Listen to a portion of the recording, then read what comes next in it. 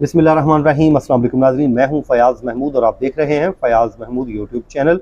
नाज़रीन, नूर मुकद्दम कत्ल केस की आज हम बात करेंगे। अपडेट उस पर हम आपके साथ शेयर कर लेते हैं। एक तो कुछ आप लोगों के सवालात हैं जो मुसलसल हमें मसूल हो रहे हैं। सवाल ये है कि नूर मुकद्दम कत्ल केस का जो ट्रायल है वो स्पीडी ट्रायल हुआ। उसमें अता रबानी साहब ने जो इस वाक़े में मुलविस मुजरमान थे उनको सज़ाएँ सुना दी, जिसके बाद मामला इस्लामाबाद हाई कोर्ट में आ गया। इस्लामाबाद हाई कोर्ट की डायरेक्शन पर उस केस को जो है एक टाइम पीरियड में उसको जो है निपटाया गया। जब वहाँ पे इस्लामाबाद हाई कोर्ट की डायरेक्शन थी तो वहाँ पे जब ये केस ख़त्म हो सकता है तो यहाँ पे अभी तक क्यों ये मामला लटका हुआ है। सवाल यही बनता है कि 1 साल होने को है लेकिन ये मामला अभी तक यहीं पे ज़ेरे इल्तवा है।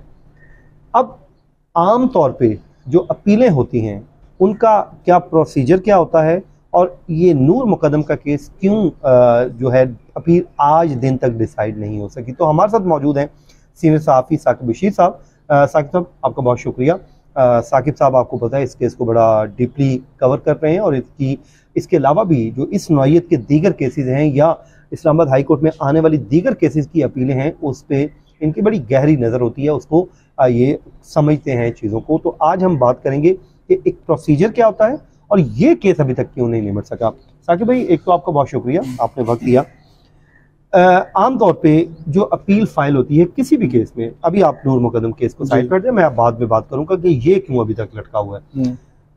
अपील होती है तो उसमें क्या प्रोसीजर क्या होता है, कितने अरसे में अपील डिसाइड आम तौर पे हो जाती है और फिक्स कब होती है। फयाज़ महमूद साहब, एक तो बहुत शुक्रिया आपका, बड़े इम्पोर्टेंट आपने ज़ाहिर सी बात है, लोग बहुत पूछते हैं, बहुत एतराज़ भी करते हैं, बाज़ औक़ात वो क्रिटिकल भी हो जाते हैं। मेरा ये ख्याल है कि इतना भी वो नहीं होना चाहिए।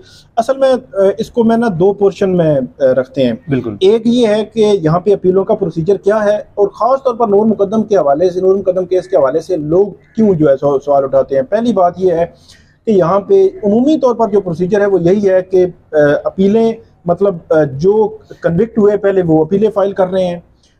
उसके बाद जो मुद्दई साइड है उसने जितने भी एक्विटल हुई उनके खिलाफ उन्होंने अपीलें फाइल की। फिर जो कन्विक्ट थे उनकी सज़ा बढ़ाने के लिए उन्होंने अपीलें फाइल की।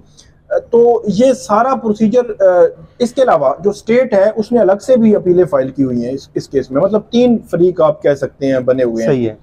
तो अब ये अपीलें फाइल होते होते तो तकरीबन 1.5 मंथ 2 मंथ लग जाते हैं। उसके बाद होता ये है कि जब अपील फाइल होती है तो नेक्स्ट डे उसकी शॉर्ट सी हियरिंग होती है।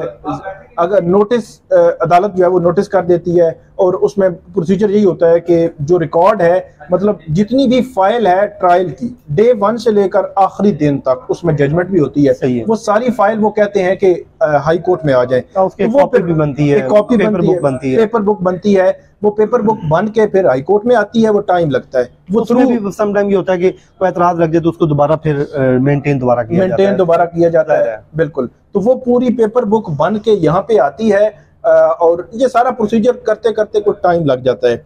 इसके अलावा जो क्रिमिनल अपीलें हैं खास तौर पर, इन अपीलों में अगरचे इस्लामाबाद हाई कोर्ट जो है वो पिछले साल हमने देखा था कि 2021 में जब ये छुट्टियों के दिन थे ना, जुलाई, अगस्त और सितंबर के, तो इन दिनों में उन्होंने जो क्रिमिनल अपील थी वो लगाई थी। उन्होंने कह रहे थे कि हमने इनको निपटाना है। ऐसे ही है। उमूमी तौर पर तो ये होता है कि टाइम जब जिस अपील का जिस वक्त टाइम आएगा तो वो उसके बाद फिक्स होगी। टाइम का एग्जैक्टली मैं आपको बिल्कुल आसान अल्फाज में समझा देता हूँ कि अगर 2018 की एक अपील पेंडिंग है और वो 2021 को सुनी गई तो उसकी जो तारीखें निकलना शुरू हो जाती हैं। फिर जब वो डिसाइड होती है तो फिर 2018 की अपील, फिर 2018 मिड की, फिर 19 की, फिर 20 की, इस तरह आ जाती है। मैं एग्जांपल के कह रहा हूं, हाई कोर्ट में ज़ाहिर है एक नूर मुकद्दम केस तो नहीं है ना जी, पीछे भी लोगों को सजाएं हुई हैं, उनके भी उतने ही राइट्स हैं जितने इन फैमिली, मतलब कि आप देखें ना कि यहाँ की सेशन कोर्ट्स हैं वहां से आ रहे हैं, यहाँ पे ATC की कोर्ट्स हैं वहां से जो है वो अपीलें यहाँ पे आ रही होती हैं। तो एक बड़ी तादाद है, एक बड़ी फिगर होती है कि जिसमें जो यहाँ पे फिर उन्होंने करना होता है कि बेंचेस की अवेलेबिलिटी है या नहीं है। तो ये बड़ी सारी चीज़ें मिला जुला के आप ये कह सकते हैं एक जो है वक्त लग जाता है कोई उमूमी तौर पर जब मैंने पूछा यहाँ पे हाई कोर्ट से, तो उन्होंने कहा जी तकरीबन टाइम लग जाता है, 1.5-2 साल भी लग जाते हैं, ज्यादा भी लग जाता है, और कोर्ट चाहे तो थोड़ा कम भी लग जाता है। तो ये तो हो गया एक पहलू। अब दूसरा जो है नूर मुकद्दम केस में, उस पे अब ये मामला है कि लोग ये कहते हैं, मतलब जो शौकत साहब हैं उनका ये था कि उन्होंने कहा कि क्योंकि इस्लामाबाद हाई कोर्ट ने डायरेक्शन दी थी ट्रायल कोर्ट को, और एक नहीं, 2 नहीं, 3 दफा ट्रायल कोर्ट को आप जल्दी करें कि आप जो है वो जल्दी इसको निपटाएं ट्रायल को, और वही हुआ कि 4 मंथ के एक तारीखी वक्त में वो ट्रायल जो है वो कंक्लूड का मुकदमा सॉल्व हो गया। और इवन मैं ये कहूँ आपको कि लाहौर से वो जो अक्यूज साइड से जो वकील थे वो जो आते थे, उनसे भारी बात हुई, तो उन्होंने कहा यार कि हम भी ये ट्रायल करते रहते हैं, लेकिन और पिंडी से भी एक वकील बशारत साहब भी आते थे, तो उन्होंने भी कहा था कि हम भी ट्रायल करते रहते हैं, लेकिन हमारी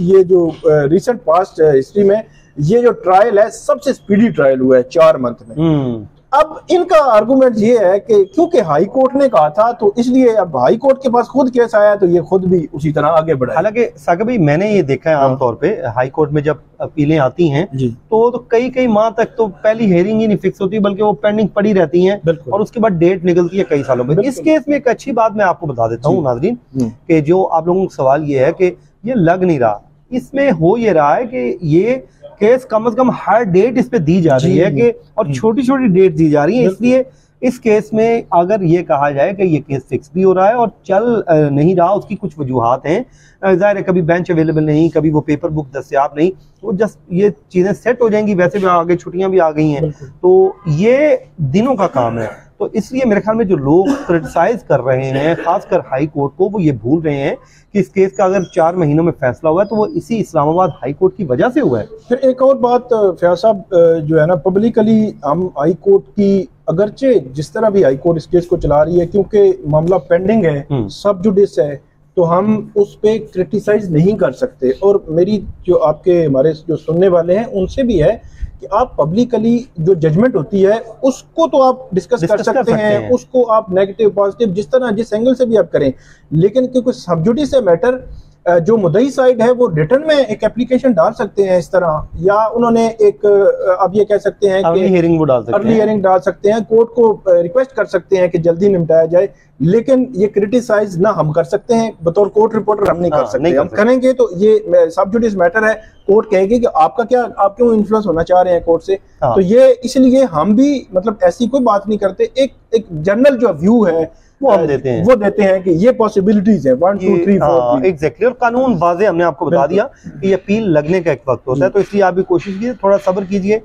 इंशाल्लाह इस केस को जल्द सॉल्व होगा और इसका इंसाफ होगा, इसमें इंसाफ होता हुआ दिखाई भी देगा। हमें अपने अदलिया पे हमें भरोसा होना चाहिए। साकिब भाई आपका बहुत शुक्रिया, आपने हमें वक्त दिया, अपनी दुआओं में याद रखिए नाज़रीन। मुझे और साकिब भाई को दीजिए इजाज़त, अल्लाह हाफ़िज़।